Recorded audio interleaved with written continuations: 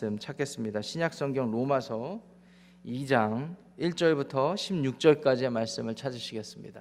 신약성경 로마서 2장 1절부터 16절까지의 말씀을 찾으셨으면 저와 여러분들이 한 절씩 교독하시고 마지막 절 16절은 큰 목소리로 합독하시겠습니다. 1절입니다.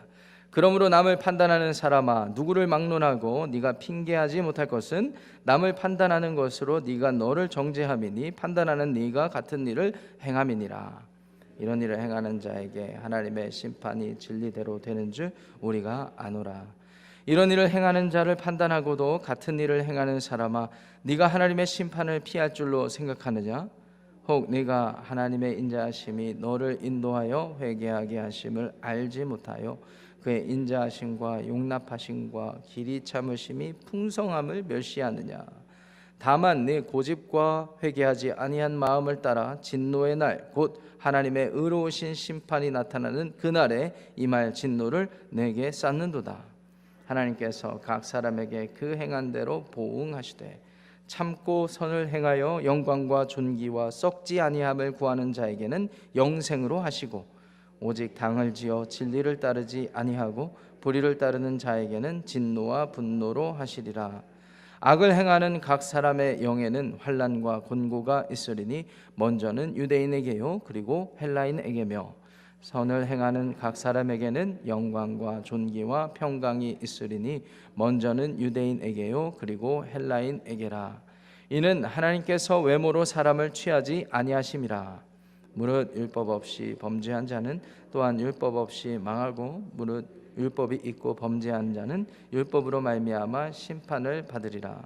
하나님 앞에서는 율법을 듣는 자가 의인이 아니요 오직 율법을 행하는 자라야 의롭다 하심을 얻으리니 율법 없는 이방인이 본성으로 율법의 일을 행할 때에는 이 사람은 율법이 없어도 자기가 자기에게 율법이 되나니 이런 이들은 그 양심이 증거가 되어 그 생각들이 서로 혹은 고발하며 혹은 변명하여 그 마음에 새긴 율법의 행위를 나타내느니라. 곧 나의 복음에 이른 바와 같이 하나님이 예수 그리스도로 말미암아 사람들의 은밀한 것을 심판하시는 그날이라. 아멘. 하나님의 말씀입니다. 어려서부터 오랫동안 신앙생활 하시는 분들, 이른바 모태신앙이신 분들, 그리고 신앙의 연수가 남들보다 훨씬 깊은 분들에게 나타나는 부정적인 특징이 몇 가지가 있습니다. 교조주의에 빠져 있는 분들이 계세요. 이 교조주의라는 말에 익숙하지 않으시는 분들이 계실 것 같아서 제가 설명을 드리겠습니다. 어떠한 겉으로 드러나는 판단 기준을 세워놓고 그 판단 기준을 중심으로 내 신앙도 평가하고 다른 사람의 신앙도 평가하는 이런 일들을 말합니다. 이것은 성경을 볼 때도 마찬가지고 다른 사람들과 교제할 때도 마찬가지고 또 스스로의 신앙생활을 우리가 점검하고 판단할 때도 마찬가지로 나타나는 특징들입니다. 이렇게 신앙생활을 하다 보면은 아는 거는 많은데 아는 것이 우리 삶 속에 나타나지 않으면서 그 아는 것 자체가 믿음이라고 착각하는 그러한 부정적인 결과들이 있습니다. 그래서 정작 드러나는 생명력은 삶에서 없는데 내가 알고 있기 때문에 나는 다 이루었다라는 착각 속에서 헤어나지 못하는 그런 신앙생활에 빠질 때가 있다라는 것이죠. 이것은 신앙생활을 오래 하신 분일수록 우리가 함정에 빠질 수 있는 부분이라고 생각을 합니다. 그래서 가장 중요한 것은 아는 것이 우리 삶에 담기는 것이 중요하겠죠. 그것을 겉으로 드러나는 증거는 행위가 되겠습니다. 그래서 여기에 행위가 얹어지다 보니까 이게 또 다른 부정적인 결과를 나타내죠. 공로주의의 결과가 나타납니다. 이 공로주의라는 말은 많이들 쓰는 말 중에 하나인데 내가 무엇을 했기 때문에 내가 이 의로운 행위를 했기 때문에 하나님이 나를 인정해 주셔야 된다라는 그런 착각, 은연중에라도 무의식 중에라도 이런 착각을 가지고 살아갑니다. 그런 생각들이 있으니까 이전에 우리가 교조주의에 빠져 있을 때는 기준을 세워놓고 판단하는 수준에서 끝났을지 모르겠지만 내 행위가 얹어지니까 이제는 그것을 가지고 나를 의롭다 할 뿐만 아니라 다른 사람들을 말로 행위로 죽이는 그런 결과가 나타나게 됩니다. 그래서 우리가 신앙생활을 길고 오랫동안 하나님 나라가 임할 것을, 주님의 재림을 임할 것을 기대하며 살아갈 때 피해야 되는 극단적인 두 가지 모습이라고 할 수가 있겠습니다. 그래서 우리에게 가장 중요한 것은 무엇일까요? 십자가의 복음입니다. 왜 그렇습니까? 여러분, 십자가는요, 십자가만 우리가 바라보고 있으면 그 예수님이 죽으신 자리가 사실 우리가 죽어야 되는 자리 아니겠습니까? 우리가 자격이 없는 사람들이에요. 우리가 판단하고 누군가 어떤 기준을 세워서 그것에 따라서 우리가 잘 해낼 수 있다라고 생각하고 그대로 살 수 있는 자격이 없는 사람들입니다. 죽어야 되는 사람들입니다. 그것을 우리에게 떠올리게 하죠. 우리는 죽어야 되는 사람들, 우리는 범죄한 사람들, 우리는 죄인이구나, 이런 것들을 떠올리게 하기 때문에 십자가의 복음이 중요한 것입니다. 또 십자가 복음이 중요한 이유는 무엇입니까? 우리가 죽어야 되는 그 자리에 우리 주 예수님께서 저와 여러분들을 위해서 죽어주셨기 때문에, 주님께서 내가 내 행위로 공로 삼아서 나를 자랑할 것이 아니라 주님께서 자격이 없는 나를 위해서, 여러분을 위해서 죽어주셨기 때문에 주님의 그 피의 공로를 생각하면서 은혜를 구하며 살 수 있게 되지 않겠습니까? 그래서 십자가의 복음이 중요하다는 사실을 믿으시기 바랍니다. 우리가 계속해서 로마서 본문을 묵상하고 있습니다. 여러분, 로마서는 로마 교회에게 전해진 편지로 여러분들에게 설명을 드렸습니다. 로마 교회에는 다양한 사람들이 모여 있었다고 해요. 그런데 아무래도 로마라는 도시에 있다 보니까 도시인들 그리고 이방인들 중심으로 이렇게 성도들이 구성이 되어 있었겠죠. 그런데 처음은 그렇지 않았던 것 같아요. 예루살렘에 박해가 일어나고 디아스포라 유대인들이 온 도시로 퍼져나가서 예수님의 복음을 증거하니까 자연스럽게 열매가 맺히고 교회가 이루어졌는데, 아마 그래서 로마 교회가 시작되지 않았을까라는 생각을 해보게 됩니다. 그런데 50년 중반에 글라우디오스 황제가 핍박을 해서 유대인들을 쫓아내는 그런 일들이 있었대요. 그래서 한 5년에서 6년 정도 유대인들이 타이로 로마 도시를 떠나 있었어야 됐습니다. 그러니까 신앙생활을 할 수가 없었던 시간이 무려 5년, 최소 5년이 되었던 거예요. 그래서 5년 후에 돌아와 보니까 교회 분위기가 바뀐 거예요. 이방인들 중심으로 재편이 돼서 리더십도 짜인 것 같고 교회 질서도 새로 짜여 있는 것 같고 과거 자기들이 처음에 교회를 시작할 때 세우는 전통도 조금 바뀐 것 같고, 그래서 갈등이 있었던 모양이에요. 심하지는 않았던 것 같습니다. 근데 바울은 로마 교회에 인볼브된 적이 없습니다. 그렇지만 일반적으로 예수 그리스도 십자가의 복음을 증거하기에는 합당했던 관계였기 때문에 복음을 증거했던 것이 로마서이죠. 그래서 우리가 로마서에서 1장에서 살펴본 것이 복음에 나타난 하나님의 의가 있다라는 것을 살펴봤고, 17절부터는 하나님의 진노에 대해서 이야기를 했습니다. 하나님의 진노가, 하나님을 인정하지 않는 사람들, 하나님이 분명히 나타나고 복음이 전해지지 않아도 이 세상 살아가는 누구도, 어떤 사람이라도 이 세상에 돌아가는 모든 시스템, 우주 만물에 벌어지고 있는 일들을 보면 하나님을 인정할 수밖에 없는데, 그것을 끝까지 인정하지 않고 순리를 영리로 바꾸는 사람들이 생겨나고, 또 하나님을 인정하지 않고 자기 멋대로 살아가는, 자기 정욕대로 살아가는 사람들 하나님께서 그대로 내버려 두시는 것입니다. 하나님의 진노대로 내버려 두시는 것입니다. 여러분, 우리가 성경을 오해하는 부분이 무엇이냐면은, 하나님에 대해서 오해하는 부분이 무엇이냐면은, 우리는 잘하고 있는데 하나님께서 갑자기 어느 날 나타나서 기준을 만들어서 너는 선한 사람, 너는 악한 사람, 이렇게 하는 것처럼 착각을 한단 말입니다. 사실은 그런 착각 속에 살아가기 때문에 죽게 되었는데 말이죠. 사실은 우리는 태어나면서부터 하나님을 인정하지 못하는 죄인된 존재인 것입니다. 그래서 하나님께서는 구원을 하시려고 하시는 거예요. 그런데 하나님의 구원을 완강히 거부하고 하나님의 존재를 인정하지 않는 사람들은 그대로 멸망하게 되는 것입니다. 끝까지 인정하지 않으니까 하나님께서 그대로 내버려 두신다는 건 뭐예요? 하나님의 심판, 하나님의 죽음, 하나님의 저주를 그대로 방치해 두신다라는 말입니다. 자, 이것이 1장 전체에 흐르는 그런 로마서의 편지의 내용이었고, 이제 2장으로 넘어옵니다. 2장으로 넘어오는데 2장 1절에 이렇게 얘기를 해요. 그러므로 라고 얘기를 하면서 남을 판단하는 사람이 등장을 합니다. 이 남을 판단하는 사람은 누구일까요? 1차적으로는 교회에 다니는 교인들이 될 수도 있겠습니다.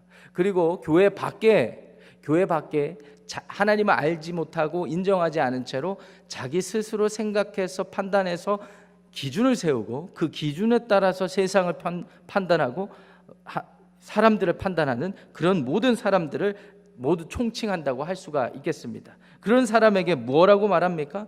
남을 판단하는 것으로 네가 스스로를 정죄한다, 이런 말을 하는 거예요. 왜 이런 말을 사도 바울이 했을까요? 2절 3절을 보시면은요, 이런 일을 행하는 자에게 하나님의 심판을 얘기를 하고요, 또 3절에 이런 일을 행하는 자를 판단하고도 같은 일을 행하는 사람에게 똑같은 하나님의 진노가 있다고 말하는 걸 보니까 왜 사도 바울이 이런 말을 했는지 눈치채시겠어요? 우리가 누구나 자기만의 기준이 있고 자기만의 할 말이 있고 분별력이 있지만 중요한 것은 그대로 살아갈 능력이 없다라는 거예요. 알고 있다고 그대로 사는 건 아니라는 것입니다. 우리가 하나님을 알게 됐다고 하나님을 믿는다고 말할 수 없다는 것입니다. 여러분들 인정하시겠어요? 사도 바울께서 지금 그것을 꼬집고 있는 것입니다. 사실 왜 이 말씀을 사도 바울께서 하셨을까? 곰곰이 묵상해 보았어요. 교회 안에 이방인 출신 신자들, 유대인 출신 신자들 서로 연합되지 못하는 부분이 있는데 그 중심에 서로에 대한 판단 기준이 달라서 그렇지 않았을까, 이런 생각을 해볼 수가 있습니다. 또 오늘날 교회 다니는 사람들, 이때 당시 교회 다니는 사람들 자신이 하나님의 자녀가 되었다고 해서 선을 긋고 세상 사람들을 볼 때 어떤 분명한 인간적인 기준을 세워놓고 자기와 교회 밖의 사람들을 구분하지 않았을까, 그래서 판단하지 않았을까, 이런 생각을 해보게 됩니다. 그래서 사도 바울이 이런 말을 하는 이유는 무엇일까요? 우리의 자리를 바르게 기억하라, 십자가의 복음의 자리를 바르게 기억하라 라는 것입니다. 이런 생각 속에서 계속 신앙생활을 하다 보면 4절 말씀 보시면 5절 말씀 이어지는 말씀 보시면은요, 스스로 우리가 하나님의 인자하심과 자비를 인정하지 않는 꼴이 되는 것이고 오히려 하나님이 우리를 위해서 은혜를 베푸신 것, 이것을 무효화해서 결과적으로 하나님을 멸시하는 것과 마찬가지가 된다라는 것입니다. 참 아이러니하지 않습니까? 우리가 겉으로는 하나님을 잘 섬기는 것 같고 하나님에 대해서 얘기하는 것 같고 하나님을 믿고 찬양한다고 기도한다고 예배한다고 그렇게 살아가는 것 같지만 우리의 실체가, 우리 스스로가 착각 속에 이렇게 교조주의적으로 빠져서 살아가다 보면 이런 결과가 나타난다는 거예요. 교회 다니면서도 하나님을 멸시하는 그런 삶을 드러낼 수 있다는 것입니다.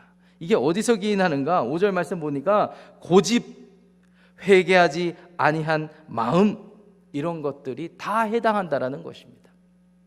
여러분들 한번 곰곰이 생각해 보시기를 바라요. 사람이 인간적으로 성공하기 위해서는 길을 잘 정해야 됩니다. 길을 정했으면 의지를 가지고 그 길을 묵묵히 걸어가야 되겠죠. 그런데 인간이 얼마나 연약하고 부족한 존재입니까? 길을 잘 잡았다고 생각했는데 한참 걷다 보니까 그 길이 아닌 것 같은 때가 얼마나 많습니까? 그리고 그 길이 아니라고 느끼는 때는 언제입니까? 나는 이 길을 이렇게 걸어왔는데 옆에 이 사람을 보니까 나보다 더 다른 길로 더 잘 걷는 것 같아 보이니까 내가 잘못된 길을 왔다라고 또 착각하거나 아니면 스스로가 자각하는 때가 있지 않습니까? 사람의 판단이 제각각이에요. 그런데 그러면 그렇게 판단이 되고 깨달음이 있으면 돌이킬 줄 알아야 됩니다. 여러분, 헬라어 신약성경에서 메타노이아라는 단어가 있습니다. 이게 회개라는 단어입니다. 이 메타노이아, 이 회개라는 단어의 궁극적인 본질적인 의미는 무엇인 줄 아십니까? 아우, 내가 잘못했습니다. 깨달음에 눈물을 흘리고 감정적으로 호소하는 게 아닙니다. 뉘우치는 수준에서 끝나는 게 아니라 돌이키는 것입니다. 돌이키는 것. 어디로 돌이킵니까? 산길을 가다가, 등산길을 가다가 잘못된 길로 내가 하염없이 왔다라고 느껴지면 어떻게 해야 돼요? 돌아왔던 시작점으로 돌아가야 되지 않겠습니까? 근데 보통 제가 남자들을 비하하는 것은 아니고 옆에서 아내가 그냥 운전하는데 잘못됐다고 돌아가자고 그러는데 남자들은 고집이 있어가지고 끝까지 가보지 않습니까? 죄송합니다. 이 남자들 제가 비하는 게 아니고 여기 계신 분들은 아닌 것 같은데 일반적으로 그렇다는 거죠. 사람이 그래요. 고집을 부리다가 하나님 앞에 회개하지 아니하는 마음, 돌이키지 않는 마음을 가지다가 하나님의 진노의 심판을 면하지 못한다. 5절 말씀 끝에 하반절에 보니까 재밌는 표현이 있어요. 하나님의 의로우신 심판이 나타나는 그날, 심판의 날에 임할 진노를 우리한테 쌓아간다. 이건 쌓아간다라는 의미입니다. 하나님이 심판하실 날이 분명히 있는데 그날을 두려워하지 않고 하나님을 인정하지도 않고, 아니 하나님이 인정한다고 하는 사람들도 자신의 고집을 부린 채 그날에 쌓일 진노를 쌓아간다고 말하는 거예요. 우리가 잘 한번 돌아봐야 됩니다. 우리 신앙생활의 패턴을. 그래서 6절부터 8절까지 말씀을 보세요. 거기 보시면 그렇게 살아가다 보면 하나님께서 보응하시는 그날이 온다. 보응하시는데 7절 말씀을 보니까 선을 행하고, 여기서 말하는 선은 무엇입니까? 하나님을 분명히 알고 하나님이 기뻐하시는 뜻을 행하는 사람, 우리 주 예수님처럼 행하는 사람, 그런 사람들은 영광과 존귀와 썩지 아니함을 받을 것이고 영생으로 받을 것인데, 8절 말씀 보니까 그렇지 아니하는 사람, 당을 지어요. 당을 짓는다는 말은 자기만의 생각이 맞는 사람들끼리 모인다라는 말과 같습니다. 이 말은 교회 안에서 적용해 볼 수도 있고 교회 밖에서도 적용해 볼 수가 있어요. 먼저 로마 교회 안에서는 어떤 사람, 어떤 형태로 나타날 수 있겠어요? 이방인 그리스도인들 그룹, 유대인 그리스도인 그룹, 자기들이 생각하고 판단하는 기준이 맞다고 주장하면서 서로 선을 그어놓고 연합되지 않아요.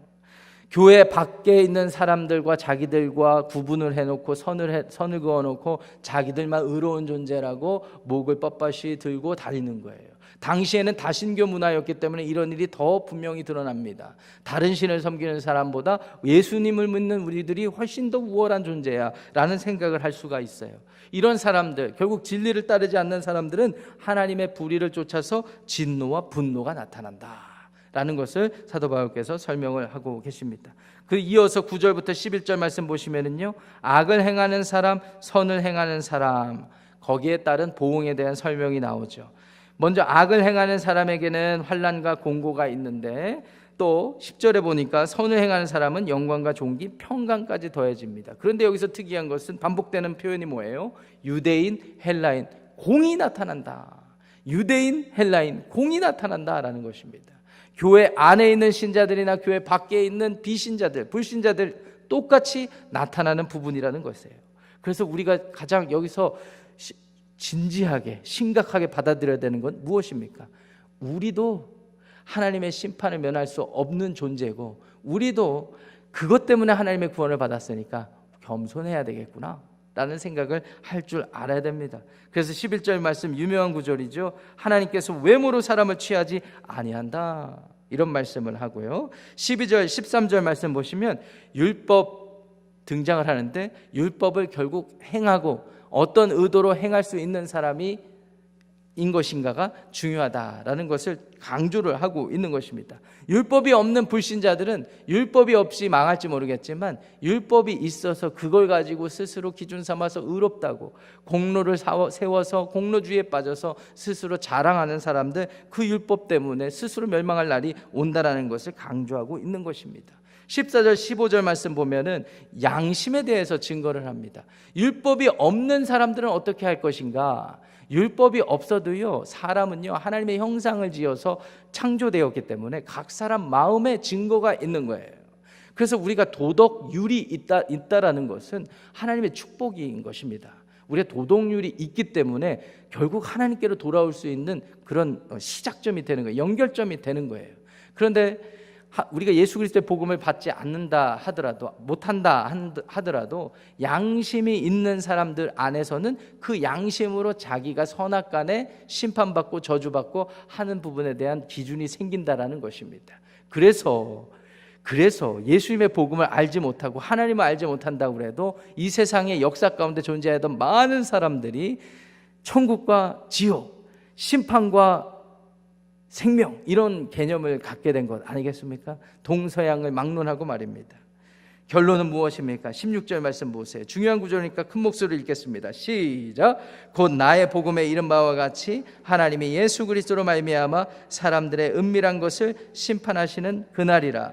그날이 오는데, 심판의 날에 오는데, 이 복음에 이 심판도 들어있는 이유는, 복음의 날에, 이 심판의 날에 예수 그리스도 안에 자기가 누구이고 자기는 어떻게 살아야 되고 그리고 어떻게 구원받는지를 분명히 자각하고 믿고 확신하는 사람들은 이날 영생을 얻고, 그렇지 못한 사람들은 진노와 심판과 저주를 당한다라는 의미로 받아들이시면 되겠습니다. 여기까지가 좀 길게 우리가 살펴봤지만 오늘 함께 봉독한 본문의 말씀에 적용을 두 가지로 하고 말씀을 마치겠습니다.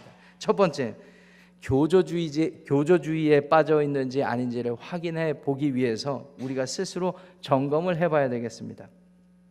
나는 오늘 무엇을 판단하고 무엇을 생각하고 살아가고 있는가 한번 점검해 보시기를 바랍니다. 교조주의에 빠져 있는 사람들, 신앙생활을 하는 분들에게 나타나는 특징 중에 하나는 판단을 잘해요. 판단을 잘해요. 그러니까 나를 판단하는 것이 아니라 남을 판단하는 것을 너무나 잘한다는 것입니다.